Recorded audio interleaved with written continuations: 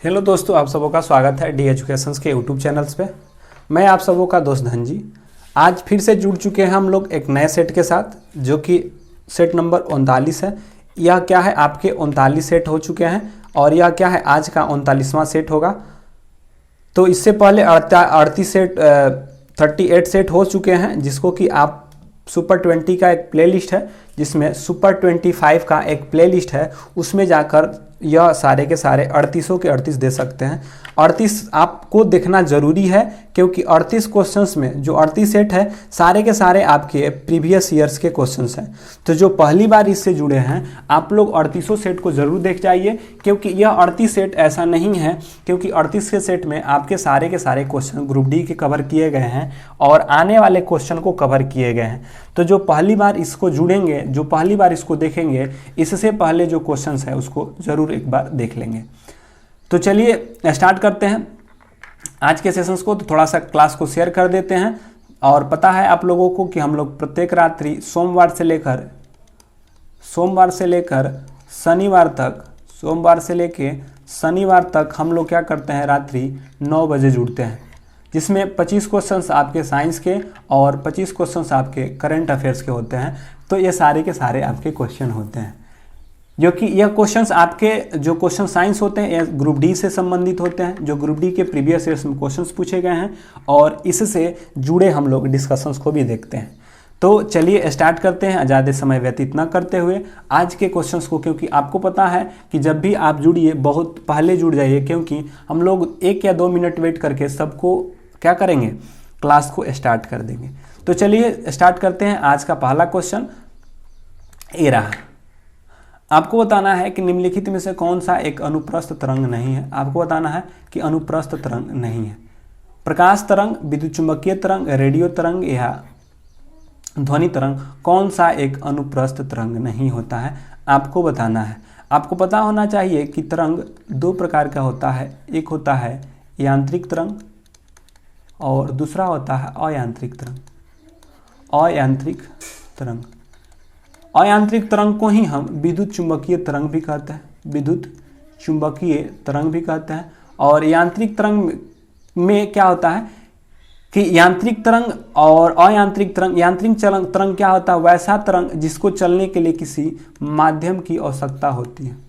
क्या होती है, आवश्यकता होती है। और यह यांत्रिक तरंग फिर 2 भागों में बढ़ जाते हैं। एक होते हैं अनुदैर्ध्य और क्या होते हैं, अनुप्रस्थ हो जाते हैं।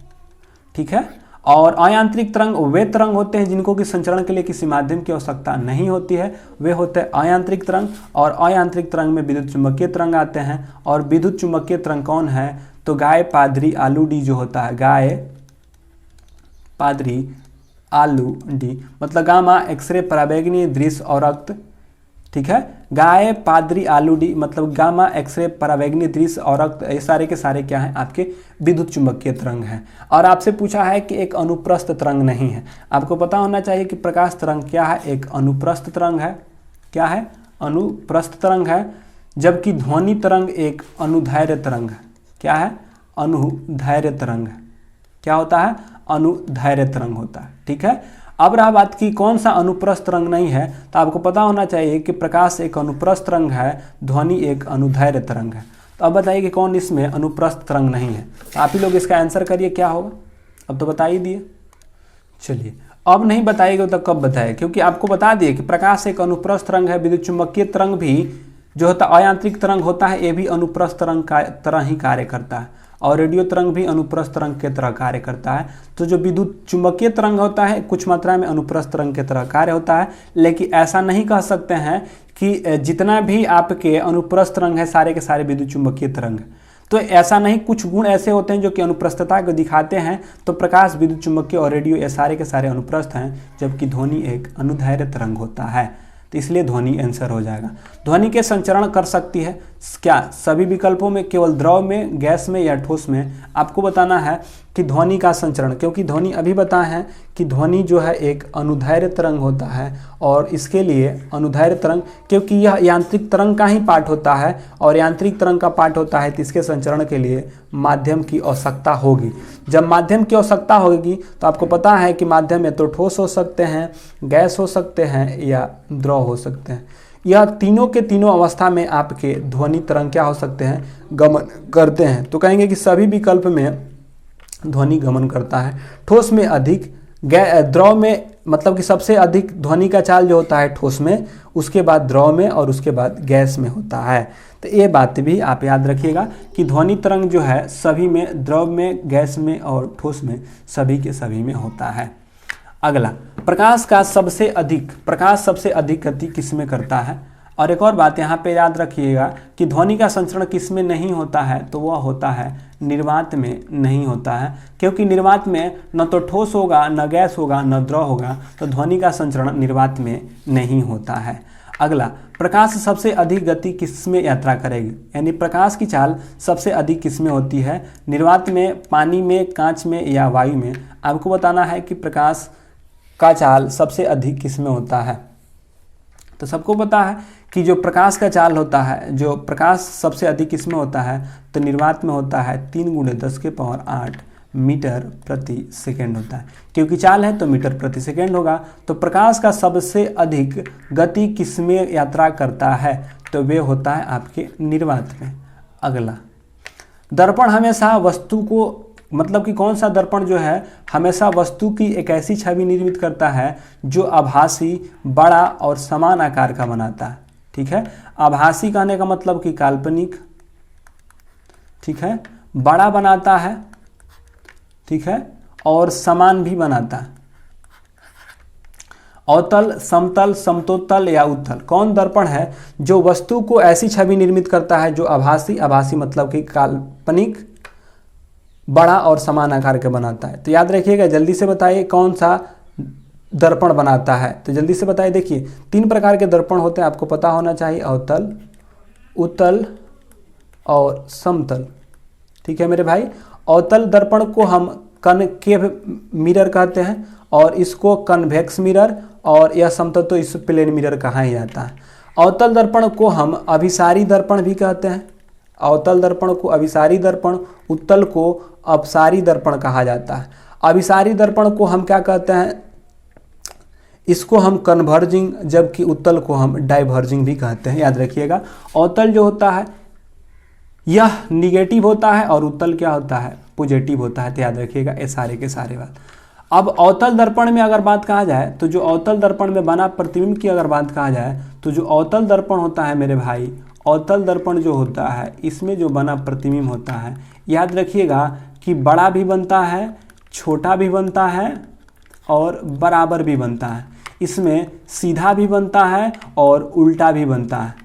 ठीक है, सीधा और उल्टा मतलब इसमें काल्पनिक भी बनता है और क्या, काल्पनिक को ही आभासी भी बोलते हैं और वास्तविक भी बनता है। तो जो अवतल दर्पण होता है सभी घटनाओं का मिश्रण होता है, अवतल दर्पण में सभी मिलते हैं। जबकि उत्तल दर्पण में अगर बात कहा जाए तो यह तो जो है आपका आभासी प्रतिबिंब बनाता है, आभासी प्रतिबिंब बनाता है, लेकिन यह क्या करता है, छोटा प्रतिबिंब बनाता है।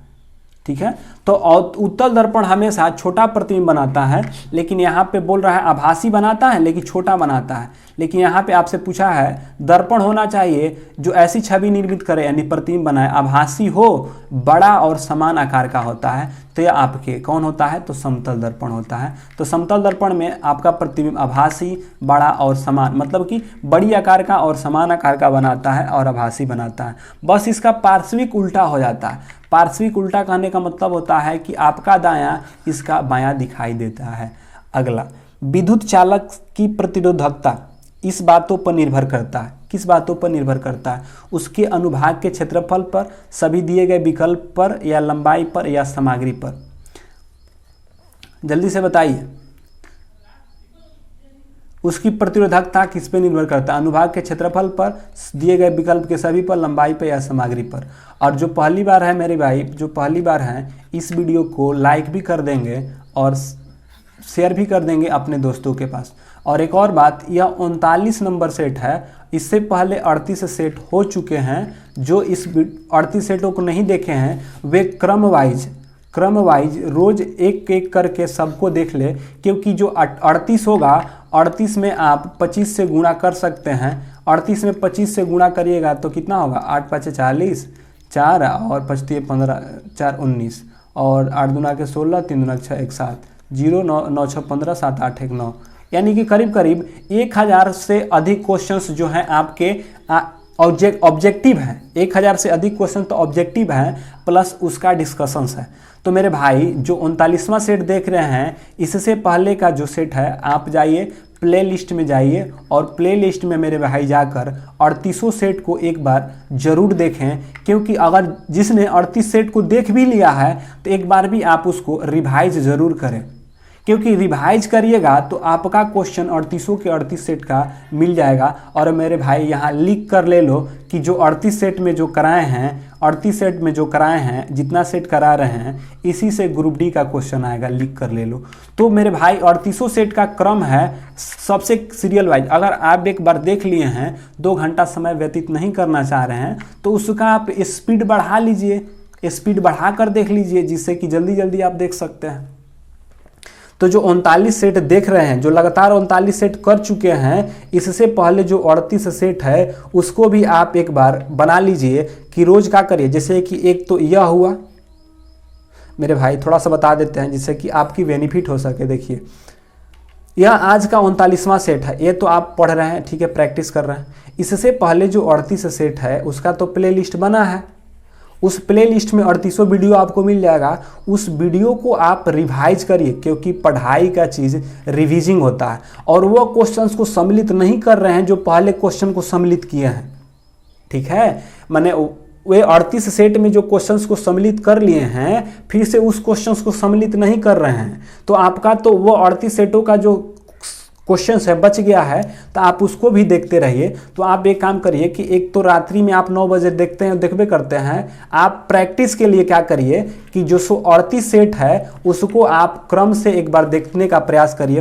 रिवाइजिंग करने का प्रयास करिए। हाँ, स्पीड बढ़ा लीजिए, देखते समय क्या करिए, स्पीड बढ़ा लीजिए, स्पीड बढ़ा के स्पीड बढ़ाकर देख लीजिए, पीसी कम कर लीजिए, आराम से कान में ईयरफोन लगाइए और डिस्कशंस को सुनते रहिए ताकि आपको याद रख सके। तो ये काम जरूर करिएगा। अब आते हैं इस क्वेश्चंस के साथ। तो मेरे कहने से तो आप लोगों को बात मानना है नहीं, तो आपको जैसे मर्जी, हमको लगता है कि ऐसे करिएगा तो आपको फ़ायदा होगी इससे, क्योंकि 38 क्वेश्चंस में 1000 क्वेश्चंस है और 1000 क्वेश्चंस का संग्रह है। 1000 क्वेश्चन तो आपके साइंस होंगे और करीब करीब आपके 500-600 क्वेश्चंस जो हो जाएंगे आपके क्या होंगे, करंट अफेयर्स के हैं। तो ये सारे के सारे क्वेश्चंस क्या एक बार में याद नहीं होता है, एक बार में आपका कोई भी चीज़ याद नहीं हो सकता है जब तक कि आप उसको 2 से 3 बार ना देखें। तो आप लोग उस वीडियो को ज़रूर जाके देखें, रात्रि में प्रैक्टिस तो करते ही रहिए, जो पिछले वाले वीडियो है उसको भी जाकर देखिए।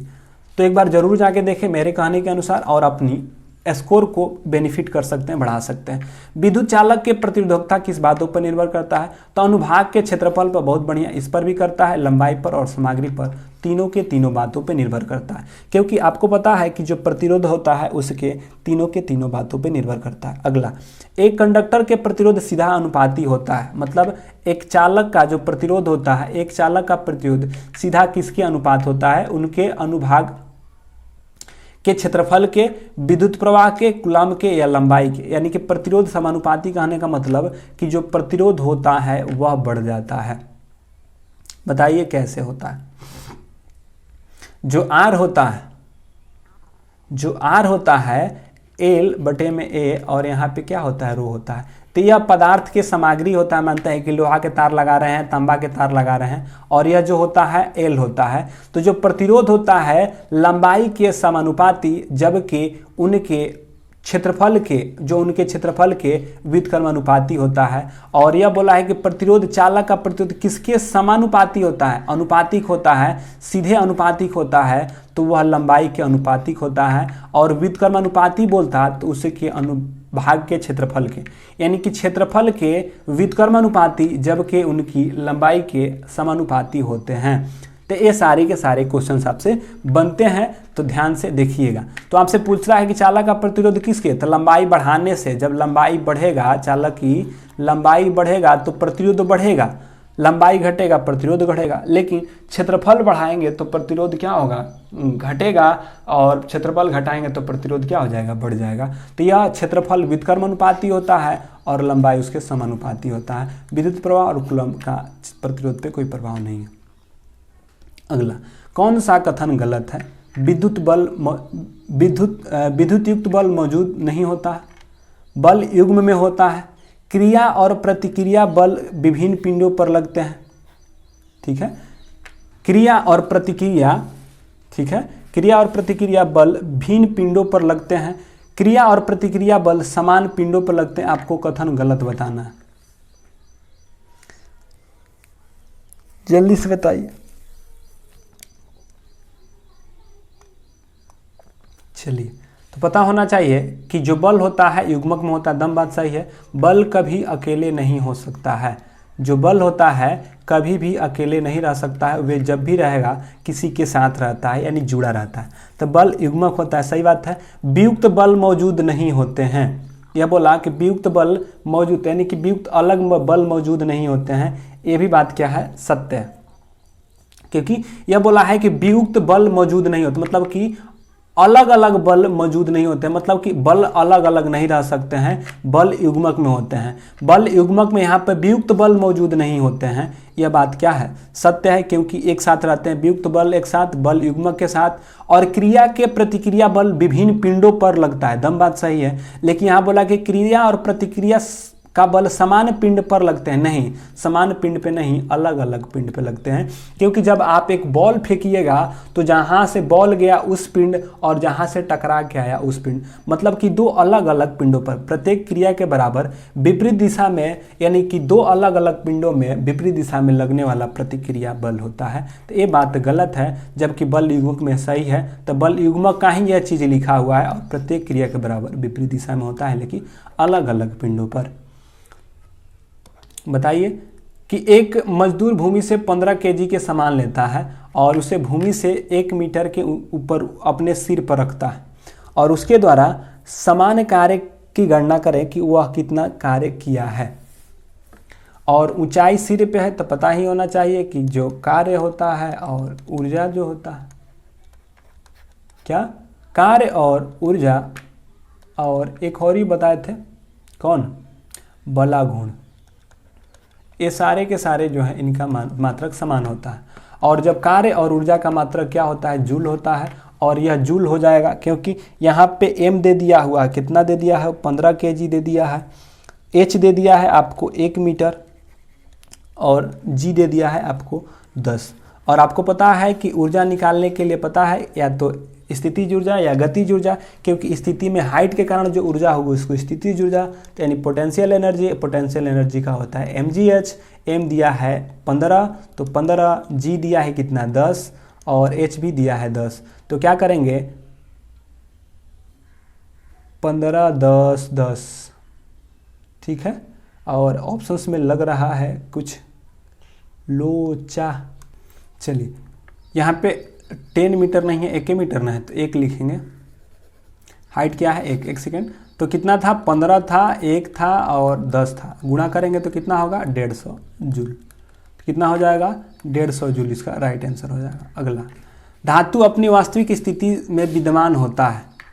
धातु अपनी वास्तविक स्थिति में विद्यमान होता है अन्य धातु के साथ मिश्रण के रूप में। जो धातुएं होती हैं वास्तविक स्थिति में विद्यमान होता है अन्य धातु के साथ मिश्रण के रूप में, मुक्त स्थिति में, गैर धातु के साथ मिश्रण में, कंपाउंड के साथ मिश्रण में। धातु अपनी वास्तविक स्थिति में विद्यमान रहता है। बताइए, अन्य धातु के साथ मिश्रित में, या मुक्त स्थिति में, या गैर धातु के साथ मिश्रण में, या कंपाउंड के साथ मिश्रण में। बताइए किसके साथ? यौगिक के साथ मिश्रण में या गैर धातु के साथ? जल्दी से करिएगा आंसर।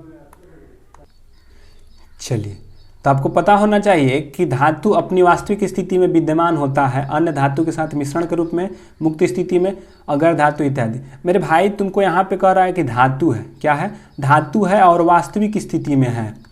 वास्तविक स्थिति में तभी रह सकती है, कब रह सकती है? वास्तविक स्थिति में तब रह सकती है जब वो मुक्त अवस्था में हो।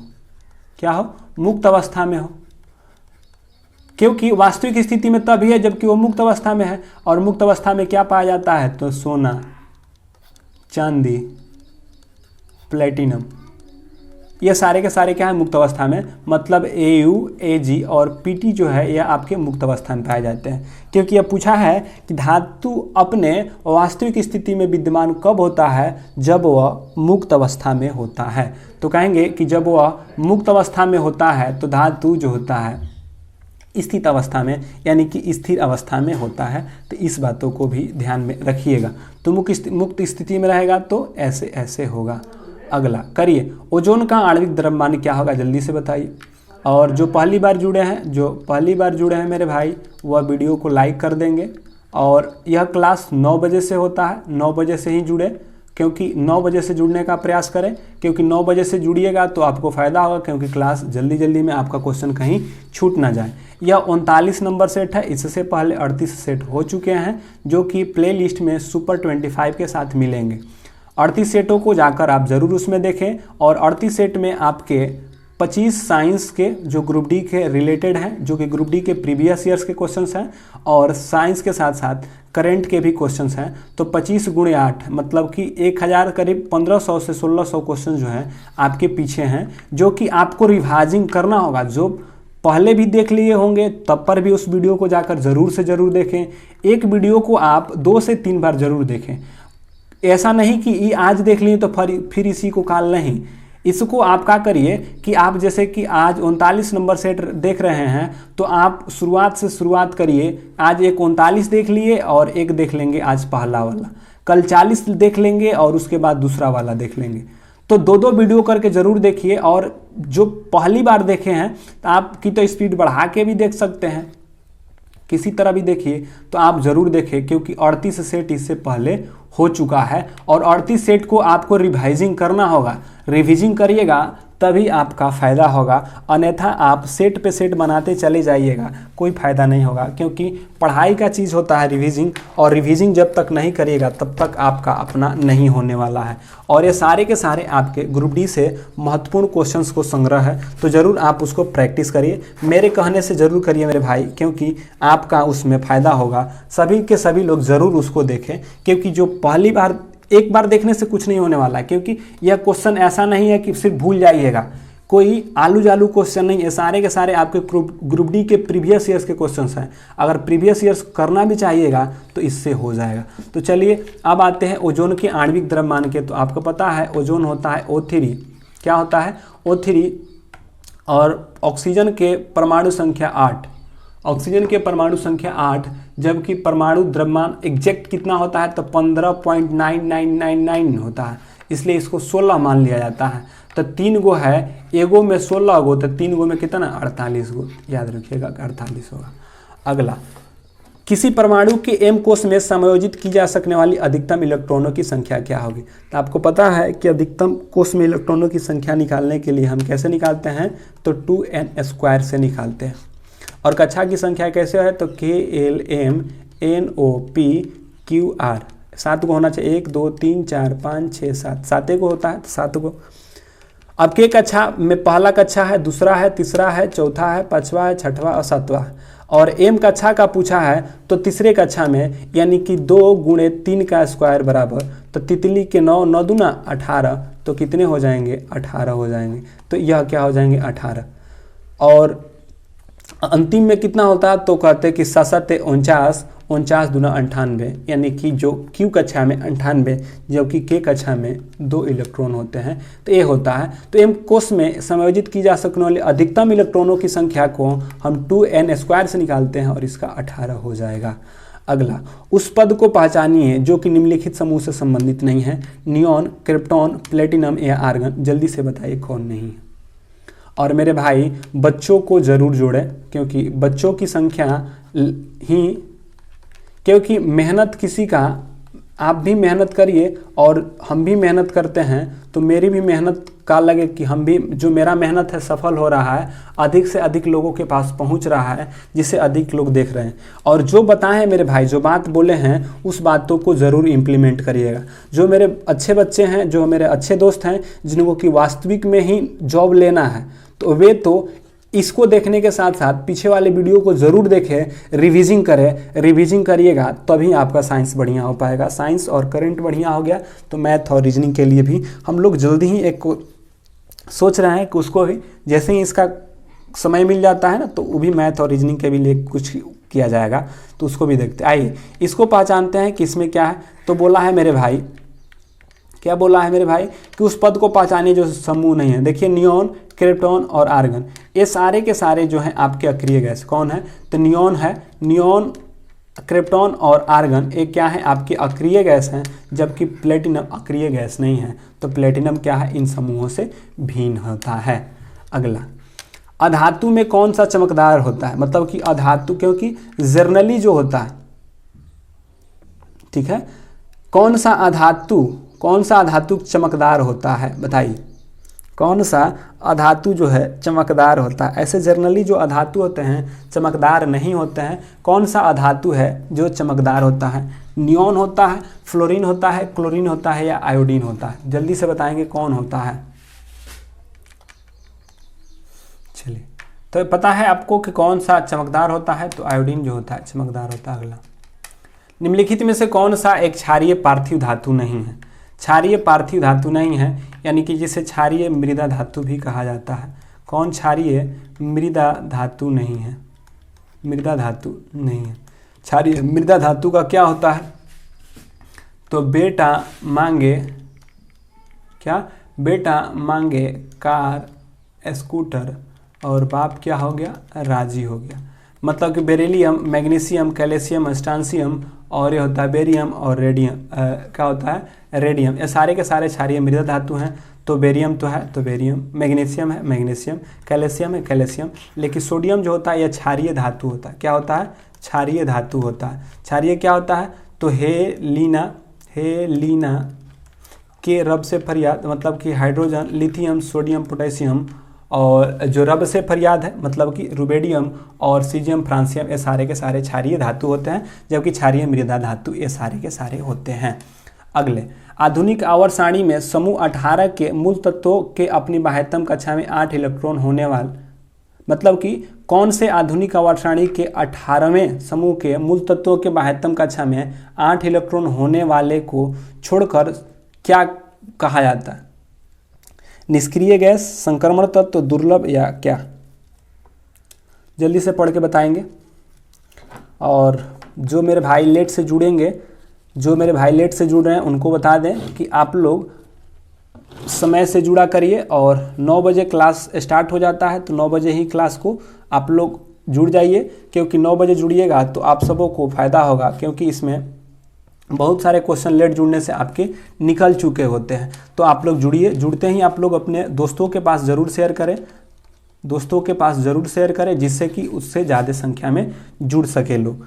तो आप भी पढ़िए और दोस्तों को भी बताइए कि पढ़िए, क्योंकि और यह क्या 39 नंबर सेट है, इससे पहले 38 सेट हो चुका है, जो कि पीछे सारे वीडियो आपको मिल जाएंगे, जो कि सारे के सारे आपके ग्रुप डी के क्वेश्चन हैं। और वे सारे के सारे ग्रुप डी जो क्वेश्चंस को सम्मिलित कर दिए हैं, फिर आने वाले सेटों में सम्मिलित नहीं कर पाएंगे, क्योंकि पूछे गए क्वेश्चनों की संख्या अधिक है। तो जो आप एक बार क्वेश्चन को देख लिए हैं, ऐसा तो नहीं है कि आपको क्वेश्चन याद हो गया होगा। उस क्वेश्चंस को याद रखने के लिए आपको फिर से वीडियो देखना होगा, तो आप लोग जरूर उस वीडियो को जाकर देखें। तो आधुनिक आवर्त सारणी में समूह 18 के मूल तत्वों के बाह्यतम कक्षा में 8 इलेक्ट्रॉन होने वाले को छोड़कर, मतलब कि आपको बताना है क्या कहते हैं। तो सबको पता है कि वह निष्क्रिय गैस होता है। 18 वर्ग 18 के तत्वों को निष्क्रिय गैस कहते हैं, या उसी को 0 वर्ग के समूह या अक्रिय गैस के नाम से भी जानते हैं। अगला, दंतवलक यानी कि दंत में एनामल किसके बना होता है, पोटेशियम फास्फेट का, फेरस सल्फेट का, कैल्शियम फास्फेट का या सोडियम फास्फेट का, जल्दी से बताइए। दंतवलक जो दंत में एनामिल होता है वह किसका, पोटेशियम फास्फेट का, फेरस सल्फेट का, कैल्शियम फास्फेट का या सोडियम फास्फेट का, जल्दी से बताएंगे, जल्दी से बताइए मेरे भाई सब।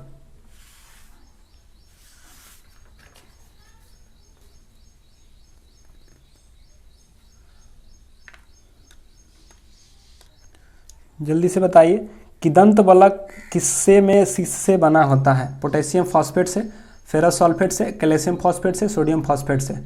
दंत बलक जिसे एनामिल कहते हैं, दांत की जो ऊपरी परत होती है एनामिल, सबसे आता है ना, दांत की सबसे मजबूत हड्डी होता है जबड़े की हड्डी, और सबसे कठोर जो होता है एनामिल जो होता है तो जो एनामिल होता है वे आपके कैल्शियम फास्फेट से मिलकर बने होते हैं, तो जो कैल्शियम फास्फेट से मिलकर बने होते हैं। ठीक है, अगले क्वेश्चन की ओर बढ़ते हैं। अनुमस्तिष्क से संबंधित है यादाश्त और भूख से। ठीक है, सोचने से, सभी अनैच्छिक क्रियाओं से, मांसपेशियों या घुमाव के नियंत्रण से। आपको बताना है कि सेरिबेलम जो अनुमस्तिष्क जो पश्च वाला भाग होता है उसका कौन होता है। यादाश्त और भूख से, सोचने से, अनैच्छिक क्रियाओं से, मांसपेशियों के घुमाव और नियंत्रण से। जल्दी बताएंगे कि इसका राइट आंसर क्या होगा। चलिए, तो यादाश्त, सोचने और भूख प्यास, ये सारे के सारे जो हैं, सोचने, यादाश्त, भूख प्यास, ये सारे के सारे आपके अग्र मस्तिष्क से होते हैं। क्या होते हैं? अग्र मस्तिष्क से होते हैं। जो अनैच्छिक क्रिया होता है स्पाइनल कॉर्ड जो होता है उससे।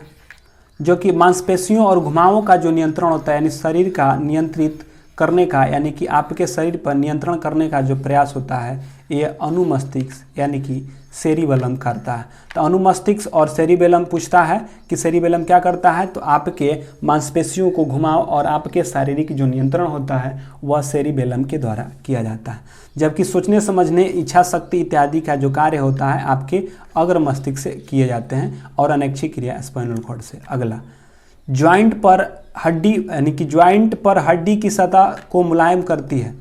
ठीक है, ऑप्शन ए में है कार्टिलेज, यहाँ पे ऑप्शन ए है कार्टिलेज, बी है टेंडन, यहाँ पे ओसियन होगा और यहाँ पे बंधन। बताइए कि कौन सा ज्वाइंट पर हड्डी सतह को मुलायम करता है।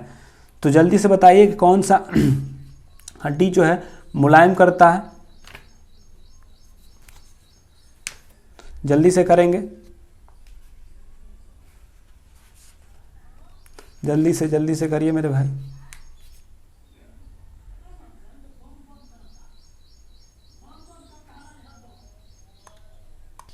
चलिए बताइए, ज्वाइंटों पर हड्डी के सतह को मुलायम करता है कार्टिलेज, टेंडन या ओसियन।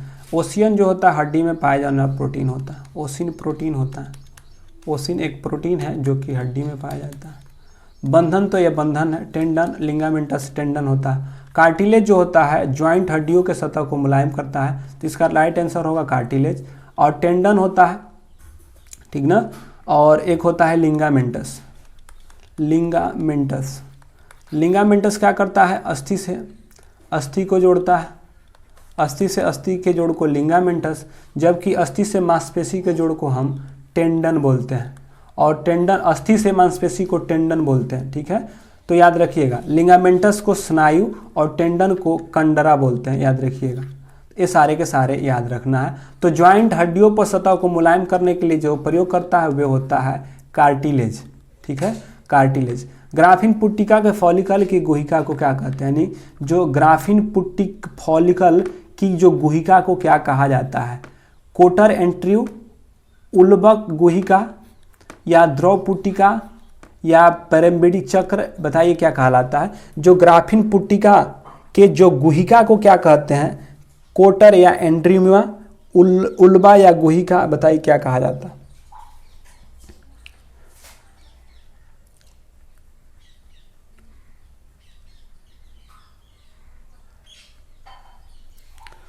चलिए, तो जो ग्राफीन पुट्टिका फॉलिकल होता है इसको हम कोटर या एंड्यूमा कहते हैं। जब आप ग्राफीन या पुट्टिका पढ़िएगा तो वहाँ पे आपको एक देखने को मिलता है ग्राफीन या कोटर या एंड्यूमा, क्या कोटर या एंड्यूमा देखने को आपको मिलता है, जो कि ट्रेपोब्लास्ट, ब्लास्टोसिल इत्यादि जब पढ़िएगा आगे जाके तब आपको दिखाई देता है।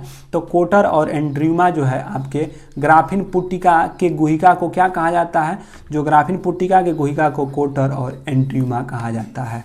कौन सा उभयलिंगी फूल के रूप में जाना जाता है, पपीता, खीरा, तरबूज या सरसों। उभयलिंगी, ठीक है, उभयलिंगी को ही हम द्विलिंगी भी कहते हैं। उभयलिंगी या द्विलिंगी, एक लिंगी होता है जिसमें कि नर और मादा लिंग जो होंगे अलग अलग पाए जाते हैं, उसको हम एक लिंगी कहते हैं। और उभयलिंगी उसको कहते हैं जिसमें कि दोनों लिंग क्या हो, एक ही में मौजूद होता है। तो जिसमें दोनों लिंग एक ही के साथ मौजूद होगा उसको हम उभयलिंगी, और जिसमें अलग अलग होगा उसको हम एक लिंगी कहते हैं। तो जल्दी से बताएंगे कि कौन है। चलिए, तो जब को पता है पपीता, पपीता, खीरा, तरबूज, ठीक ना, पपीता, खीरा, तरबूज या उभयलिंगी, एक उभयलिंगी के रूप में किसे जाना जाता है? उभयलिंगी फूल के रूप में किसे जाना जाता है? बनाइए। पपीता, सरसों इत्यादि क्या?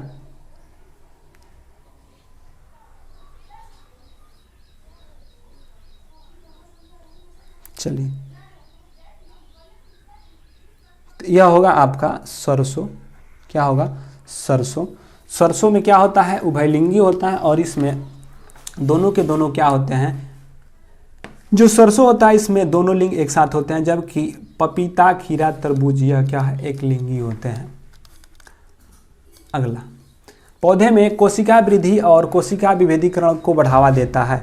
यानी पौधों की कोशिका वृद्धि और कोशिका के विभेदीकरण, यानी कि कोशिका को वृद्धि करना और उसके कोशिका के विभेदीकरण में साइटोकाइनिन, जिबरेलिंस, एबीसीसी या ऑक्सिन। बताइए, क्योंकि यह पौधे की कोशिकीय क्रिया को वृद्धि करता है, यानी कोशिका वृद्धि और कोशिका के विभाजन को बढ़ाता है।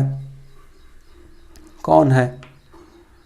जल्दी से बताएंगे। और जो पहली बार जुड़ रहे हैं मेरे भाई, वो वीडियो को लाइक और शेयर करेंगे। आप लोग 9 बजे जुड़ने का प्रयास करेंगे, क्योंकि आप लोगों तो चलिए, विभेदीकरण की अगर बात कहा जाए तो कौन? तो सबको पता है कि कोशिका के वृद्धि और कोशिका के विभेदीकरण में कौन महत्वपूर्ण भूमिका निभाता है? तो साइटोकाइनिन। ठीक है, साइटोकाइनिन जो है निभाता है।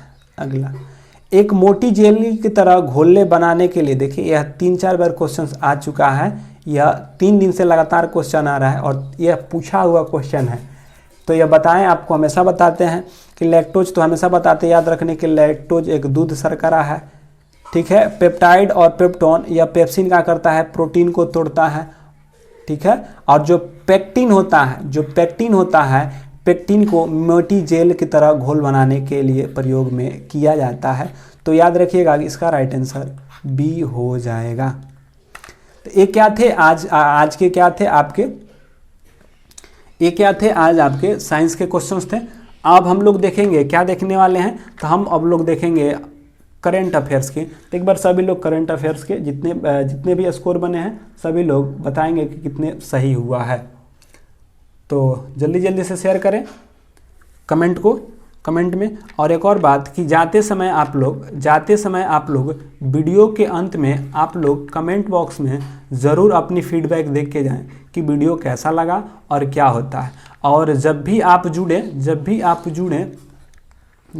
जुड़ें अपने साथ अपने दोस्तों को भी जोड़ने के लिए बोलिए और उनको भी लेकर आइए, क्योंकि हम लोग इसमें साइंस और करंट अफेयर्स के सेशंस को लेके आते हैं जो कि ग्रुप डी के लिए अति उपयोगी होता है। यह आज का शायद 39वां नंबर सेट था, इससे पहले 38 सेट हो चुके हैं। और मेरे भाई जो मेरे बात को मानने वाले हैं, इससे पहले 38 सेट को ज़रूर आप देखें, क्योंकि कोई भी वीडियो आप एक बार देखने से आपका नहीं होता है। यही सबसे बड़ी गलती होती है कि वीडियो क्योंकि यूट्यूब पर वीडियो की बहुत भरमार होती है। हम लोग रोज़ एक वीडियो देखते हैं लेकिन एक ही बार उसको देखते हैं। एक वीडियो को अगर हम 2 से 3 बार देखें, इसको सप्ताह करके, एक माने कि आज देखे उसके 7 दिन बाद देखे और एक बार 15 दिन पर देख लिए। 3 बार देखने पर जब 3 बार आप इस चीज़ को देख लीजिएगा तो आपका वो क्वेश्चन हो जाता है। तो 38 सेट हो चुके हैं और 38 सेट में मेरे भाई याद रखना कि 1000 से 1500-1600 क्वेश्चंस जो ग्रुप डी के पूछे गए हैं, मिक्स क्वेश्चंस का संग्रह है, तो आप उसको ज़रूर देखें और रात्रि 9 बजे ज़रूर जुड़ें। आइए चलते हैं हम लोग करंट अफेयर्स में। आज का करंट अफेयर्स का क्वेश्चंस क्या है, तो फटाफट से सभी लोग शेयर कर दिए होंगे, तो इसका आंसर करेंगे कि इसका राइट आंसर क्या होगा। तो फटाफट से सभी लोग आंसर करिए। हाल ही में किस राज्य सरकार ने आर्थिक रूप से कमजोर SC ST और अति पिछड़े वर्ग के विद्यार्थियों के लिए मुख्यमंत्री अनुप्रति कोचिंग योजना की शुरुआत किया है? यानी कि मुख्यमंत्री अनुप्रति कोचिंग योजना की शुरुआत किया है। राजस्थान, हरियाणा या मध्य प्रदेश? बताइए, उड़ीसा या हरियाणा या मध्य प्रदेश, कौन सा राज्य है जो कि एक योजना चला है जिसका नाम है अनुप्रति कोचिंग? क्या, अनुप्रति कोचिंग किसके लिए है, तो यह पिछड़े वर्ग और SC/ST के लिए। तो यह किस राज्य सरकार के द्वारा चलाया गया है, तो जो यह योजना चलाया गया है यह आपके राजस्थान सरकार के द्वारा चलाया गया है। और राजस्थान सरकार क्या कर रहा है कि चला रहा है इस योजना के बारे में। तो याद रखिएगा कि राजस्थान सरकार ने SC/ST के लिए, पिछड़े वर्ग के लिए एक योजना चला रहा है जिसका नाम है अनुप्रीति कोचिंग योजना। अगले क्वेश्चन की ओर बढ़ते हैं। हाल ही में किस भारतीय अर्थशास्त्री को IMF का उच्च स्तरीय सलाहकार समूह का सदस्य के रूप में नामित किया गया है? कौन से अर्थशास्त्री हैं, मतलब कौन से इकोनॉमिस्ट हैं जो IMF के उच्च स्तरीय के सलाहकार समिति के अध्यक्ष चुने गए हैं? रघुराम राजन को, मंटोक सिंह अहलुवालिया को, गीता गोपीनाथ को या शक्तिकांता दास को? बताइए किसे, किन्हें IMF, जो IMF है उनके सलाहकार समूह के सदस्य के रूप में चुना गया है? रघुराम सिंह राजन को, मंटोक सिंह अहलुवालिया को, गीता गोपीनाथ को, शक्तिकांता दास को? तो यह जो बने हैं आपके मंटोक सिंह अहलुवालिया को, मंटोक सिंह जो मंटेकू सिंह जो अहलुवालिया हैं इनको IMF के समूह के सदस्य के रूप में, उच्च स्तरीय सलाहकार के सदस्य के रूप में नियुक्त किया गया है। अगला, QS वर्ल्ड यूनिवर्सिटी रैंकिंग, मतलब कि एक रैंकिंग है जो QS वर्ल्ड यूनिवर्सिटी रैंकिंग 2022 में भारत का संस्थान विश्व के शीर्ष 200 संस्थान में 177वां, मतलब कि 200 संस्थानों में 177वां तथा भारत में प्रथम स्थान, मतलब विश्व के यूनिवर्सिटी रैंकिंग आया, यूनिवर्सिटी रैंकिंग में भारत का 177वां स्थान आया। और वह यूनिवर्सिटी कौन है? IIT Bombay, IISc Bengaluru, IIT Delhi या IIT मद्रास? कौन है जो विश्व के यूनिवर्सिटी रैंकिंग में 177वां रैंकिंग प्राप्त करता है, लेकिन भारत में या पहले स्थान पे? जल्दी से बताएंगे कौन? तो जो IIT बॉम्बे है, जो IIT बॉम्बे है विश्व में, मतलब 200 के रैंकिंग में 177वां और यह भारत में पहला स्थान पे है। अगला, स्मार्ट सिटी अवार्ड 2020 के 100 शहरों की सूची किस शहर का प्रथम स्थान है? मतलब कि जो स्मार्ट सिटी में, स्मार्ट सिटी के 100 शहरों की सूची बनाया गया, इसमें किस शहर को प्रथम स्थान मिला? वाराणसी एवं लखनऊ को, झांसी और कानपुर को, इंदौर और देहरादून को, इंदौर या सूरत को? बताइए किसको, इंदौर या सूरत, झांसी या वाराणसी या लखनऊ? किसे स्मार्ट सिटी के 100 शहरों के सूची में शामिल किया गया और प्रथम स्थान इसको प्राप्त हुआ है?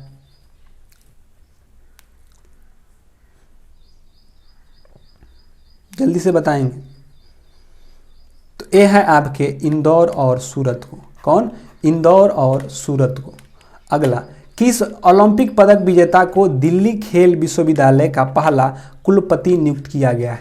कौन है जो ओलंपिक पदक विजेता थे जिन्हें दिल्ली खेल विश्वविद्यालय का पहला कुलपति नियुक्त किया गया है? अभिनव बिंद्रा को, PV सिंधु को, करम मल्लेश्वरी को या साक्षी को?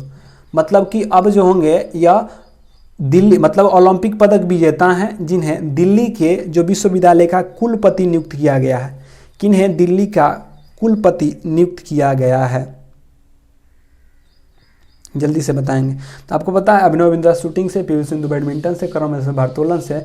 तो जो हैं कौन है? तो जो करम मल्लेश्वरी हैं, जो करम मल्लेश्वरी हैं, जो करम मल्लेश्वरी हैं, इन्हें क्या किया गया है? दिल्ली के जो दिल्ली विश्वविद्यालय के कुलपति नियुक्त किया गया है। किसे नियुक्त किया गया है? दिल्ली के कुलपति के रूप में करम मल्लेश्वरी को नियुक्त किया गया है। अगले क्वेश्चन की ओर बढ़ते हैं। टोक्यो ओलंपिक में क्वालिफाई करने वाले पहले भारतीय तैराक हाल ही में कौन बन गए थे? जिन्होंने टोक्यो ओलंपिक खेलों में क्वालिफाई करने वाले पहले भारतीय तैराक हाल ही बन गए थे। राजेश जायसवाल, श्री हरि नटराजन, सुरेश यादव या सज्जन प्रकाश? कौन थे जो कि तैराकी में, जो कि टोक्यो ओलंपिक के लिए जो है तैराकी में क्वालिफाई हुए थे, भले ही वहाँ से पदक आया ना आया टोक्यो ओलंपिक 2021, क्योंकि टोक्यो ओलंपिक 20 में होने वाला था, 21 में होया था। तो कौन क्वालिफाई हुए थे? तो सज्जन प्रकाश। कौन है? सज्जन प्रकाश जो हैं आपके क्वालिफाई हुए थे। तो याद रखिएगा कि टोक्यो ओलंपिक इससे पहले, क्योंकि ओलंपिक की अगर बात कहा जाए तो मेरे भाई ओलंपिक दो प्रकार का होता है, एक ग्रीष्मकालीन ओलंपिक, एक शीतकालीन ओलंपिक।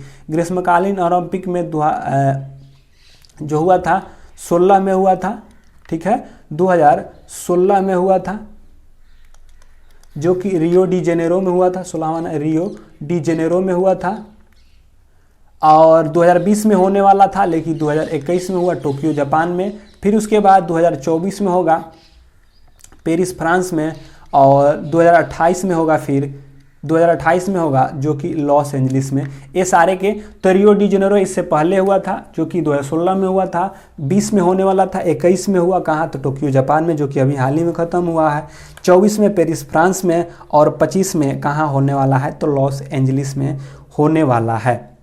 तो ये सारे के सारे आपको याद रखना है। और एक बात और याद रखना है कि जो शीतकालीन ओलंपिक है वे भी होने वाला है, तो वे चीन में होने वाला है जो कि 22 में होगा, चीन में होगा। तो ये सारे के सारे आप ध्यान में रखेंगे इस बातों को, ताकि आपको बेनिफिट हो आने वाले परीक्षा से, क्योंकि आने वाले दिनों में परीक्षा में ये सारे के सारे क्वेश्चंस आपसे बन सकते हैं। और हम जितने भी लोग हैं, क्योंकि ये सारे के सारे जो आपका डी एजुकेशंस का जो यूट्यूब चैनल्स है, इस पे हम लोग ग्रुप डी कंटेंट को लेकर प्रोवाइड करा रहे हैं, जिसमें कि जीके, साइंस और करंट अफेयर्स हैं, और कुछ समय में आने वाले में देखा जाएगा जैसा होगा वैसे आगे बढ़ाया जाएगा। तो आप लोग इससे जुड़े रहिए और अपने दोस्तों को भी जुड़िए। हाल ही में बीसीसीआई द्वारा जारी घोषणा के अनुसार अक्टूबर में आयोजित किया जाने वाला T20 विश्व कप अब किस देश में आयोजित किया जाएगा। मतलब कि बीसीसीआई द्वारा जो घोषणा के अनुसार जो अक्टूबर भारत में आयोजित किया जाने वाला जो T20 विश्व कप अब किस देश में आयोजित होगा। श्रीलंका में, संयुक्त अरब अमीरात में, ऑस्ट्रेलिया में या इंग्लैंड में। मतलब कि बीसीसीआई द्वारा जारी जो घोषणा था अक्टूबर में भारत में आयोजित किया जाना था, लेकिन यह विश्व कप अब आयोजित कहाँ किया जाएगा, संयुक्त अरब अमीरात में, ऑस्ट्रेलिया में या इंग्लैंड में। ठीक है, तो जो T20 विश्व जो कप होने वाला था वो अक्टूबर में, वे कहाँ चला गया अब, संयुक्त अरब अमीरात में। कहाँ, संयुक्त अरब अमीरात में। अगला, हाल ही में किस अफ्रीकी देश ने 1098 कैरेट की दुनिया के तीसरा सबसे बड़ा हीरा की खोज किया है।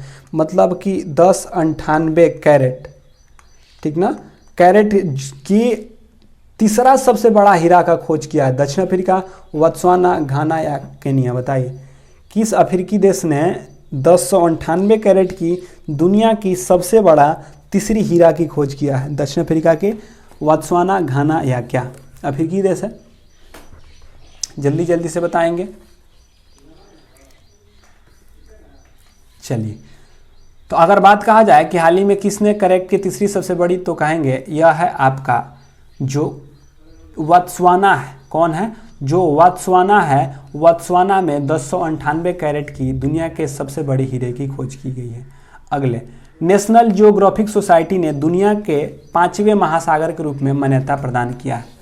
यानी नेशनल जियोग्राफिक सोसाइटी ने किसे दुनिया का 5वां महासागर के रूप में, उत्तरी महासागर को, दक्षिणी महासागर को, आर्कटिक या चीन सागर को, कौन सा है जिसे 5वें महासागर के रूप में घोषित किया है। जैसे कि प्रशांत महासागर, हिंद महासागर, प्रशांत महासागर, हिंद महासागर, और एक अटलांटिक महासागर, और एक होता है आर्कटिक महासागर ना, ऐसे आर्कटिक अटलांटिक आता है, आर्कटिक ऐसे कुछ का क्या आता है, आर्कटिक महासागर। और 5वें के रूप में किसे मान्यता दे दिया है, तो नेशनल जियोग्राफिक सोसाइटी ने दुनिया का 5वां महासागर के रूप में किसे मान्यता दे दिया है, तो जो दक्षिणी महासागर है, जो दक्षिणी महासागर को दे दिया है। तो 5वें के रूप में दक्षिणी महासागर के रूप में, याद रखिएगा यह VVI क्वेश्चन रहेगा, यह क्वेश्चन बन सकता है। अगला, महमूद जमाल को किस देश का सुप्रीम कोर्ट के पहले अश्वेत व्यक्ति एवं भारतवंशीय जज के रूप में नामित किया गया है। यानी कि जो महमूद जमाल हैं, जो महमूद जमाल को किस देश के सुप्रीम कोर्ट में पहले अश्वेत व्यक्ति और भारतीय वंश के जज के रूप में नामित किया गया है। रूस में, दक्षिण कोरिया में, अमेरिका में या कनाडा में, जल्दी से बताएंगे।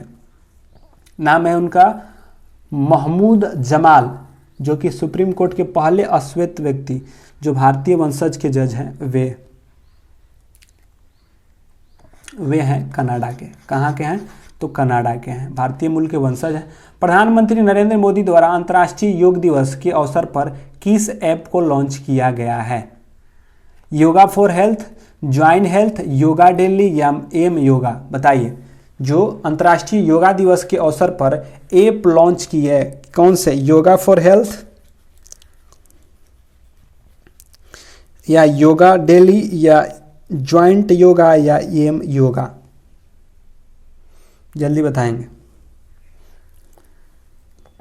तो जो मोदी जी के द्वारा जो योगा दिवस पर जो ऐप लॉन्च किया गया है, उस ऐप को जो लॉन्च किया गया उसका नाम है एम योगा। क्या?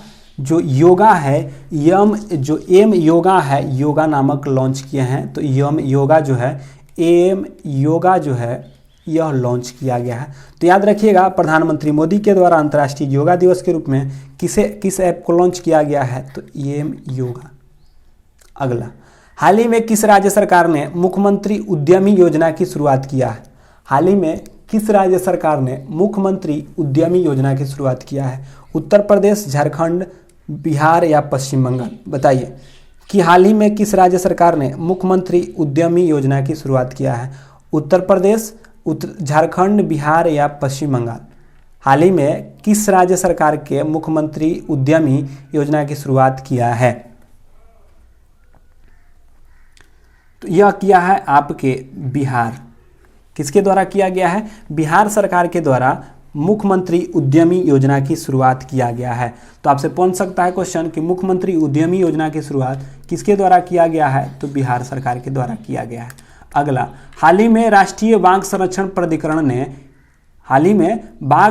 प्राधिकरण ने किस राज्य में स्थित रामगढ़ विश्वधारी वन्यजीव अभयारण्य को बाघ अभयारण्य, रामगढ़ विश्वधारी वन्यजीव अभयारण्य, जो कि अभी हाल ही में रामगढ़ विश्वधारी वन्यजीव अभयारण्य, मतलब हाल ही में राष्ट्रीय बाघ संरक्षण प्रतिनिधित्व को बाघ अभयारण्य बनने की मंजूरी दिया है। तो सबसे अंतिम में बन सकता है, सबसे वीवीआई क्वेश्चन रहेगा इस बार का, कि कौन सा बाघ संरक्षण को अभी लास्ट में बनाया गया है? जो कि रामगढ़ विश्वधारी वन्यजीव अभयारण्य है। कर्नाटका में, केरल में, तमिलनाडु में या राजस्थान में? जल्दी से बताइएगा।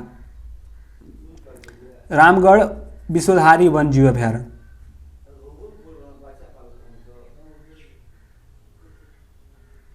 जल्दी से बताएंगे कहाँ? तो जो रामगढ़ विश्वधारी वन्यजीव अभयारण्य है यह आपके राजस्थान में है। तो याद रखिएगा कि आपसे पूछ सकता है कि जो बाघ संरक्षण का प्राधिकरण रामगढ़ विश्वधारी वन्यजीव अभयारण्य, कौन? रामगढ़ विश्वधारी वन्यजीव अभयारण्य कहाँ? तो राजस्थान में है। इस बातों को भी आप ध्यान में रखिएगा कि आपसे यह क्वेश्चन बनेगा कि बताइए रामगढ़ विश्वधारी वन्यजीव अभयारण्य का आयोजन कहाँ किया गया? तो राजस्थान में किया गया है। अगला, हाल ही में टेस्ट मैच के तीनों पारी में अर्धशतक बनाने वाली भारतीय महिला कौन बन गई है? जो टेस्ट है, टेस्ट के तीनों पारियों में अर्धशतक बनाया, यानी 50-50 मारी, मिताली राज, झूलन गोस्वामी, स्मृति मानधना या शेफाली वर्मा? बताइए कौन है? किन्हें टेस्ट मैच के तीनों पारियों में अर्धशतक बनाने वाली पहली महिला बन गई हैं? तो टेस्ट के तीनों पारियों में अर्धशतक बनाने वाली जो महिला बन गई हैं वे हैं आपके शेफाली वर्मा। क्या बन गई हैं? तो शेफाली वर्मा है, याद रखिएगा। अगला, हाल ही में किस राज्य सरकार ने एक वर्षीय पाठ्यक्रम योग की शुरुआत किया है? शुरू करने का निर्णय लिया? दिल्ली सरकार, मध्य प्रदेश सरकार, उत्तर प्रदेश या हरियाणा सरकार? जल्दी से बताइए। योग। और मेरे भाई तुमको बता देते हैं कि जो यह 39 सेट हो रहा है, आप कहीं भी प्रैक्टिस करने जाइएगा तो 25-25 का कोई सेट नहीं बना है, 25-25 का कोई सेट नहीं, प्रैक्टिस सेट नहीं बना है साइंस के कि प्रैक्टिस करोगे।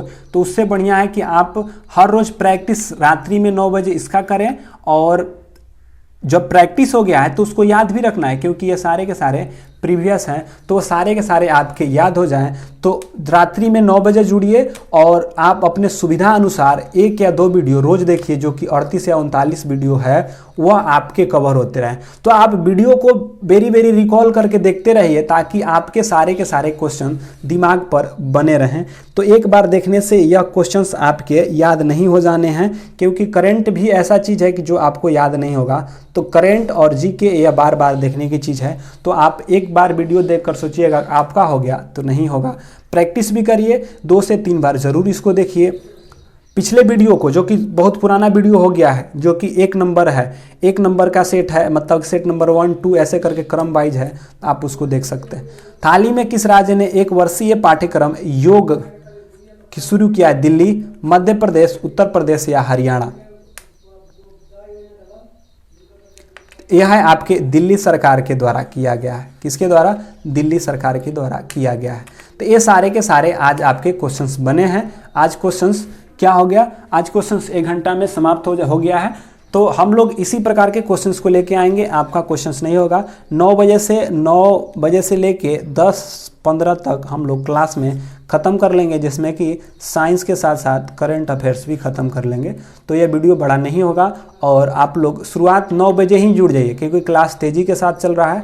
तो आप लोग 9 बजे सभी लोग जुड़ जाइए। जाते जाते आप लोग सभी लोग कमेंट बॉक्स में अपनी स्थिति को बता के जाएंगे, फीडबैक दे के जाएंगे और लाइक एंड शेयर भी कर देंगे, जो कि बाकी लोग भी जो अभी नहीं जुड़ पाए हैं बाद में कभी देख सकें। तो चलिए सभी को good night, take care, bye bye, Jai Hind, Radhe Radhe.